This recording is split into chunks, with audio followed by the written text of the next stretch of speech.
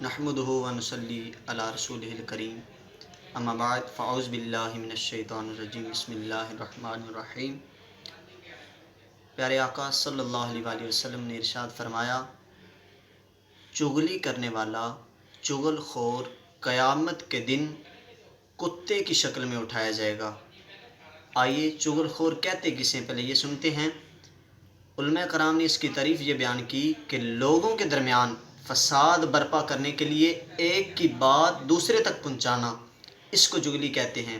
اس کی وعید میں پیارے آقا صلی اللہ علیہ وآلہ وسلم نے ارشاد فرمایا کہ قیامت کے دن چغلی کرنے والے کتوں کی شکل میں اٹھائے جائیں گے۔ اللہ اکبر۔ اللہ پاک اس باطنی مرض سے ہمیں نجات عطا فرمائے۔ اسی حوالے سے ایک عقائد پیش کرتا ہوں۔ کعب بن احبار رحمۃ اللہ علیہ فرماتے ہیں کہ حضرت موسیٰ علیہ السلام کے زمانے میں قحط پڑ گیا۔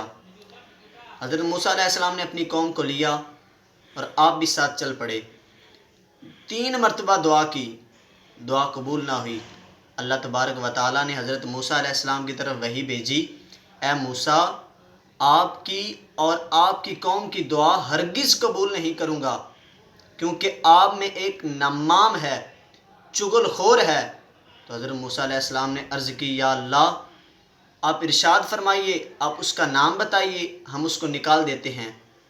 اللہ تبارک و تعالیٰ نے ارشاد فرمایا کہ اے موسیٰ، میں خود تمہیں چغل خوری سے منع کرتا ہوں اور میں خود اس میں پڑھوں۔ اللہ اکبر۔ دیکھیے، اس حقائق سے بھی معلوم ہوتا ہے کہ چغل خور کی دعا قبول نہیں ہوتی۔ اللہ پاک ہمیں چغلی جیسی غلیظ مرض سے نجات عطا فرمائے۔ اللہ پاک ہمیں حضور صلی اللہ علیہ وآلہ وسلم کے نقش قدم پر چلنے کی توفیق عطا فرمائے۔ آمین بجاہ النبی الامین صلی اللہ تعالی۔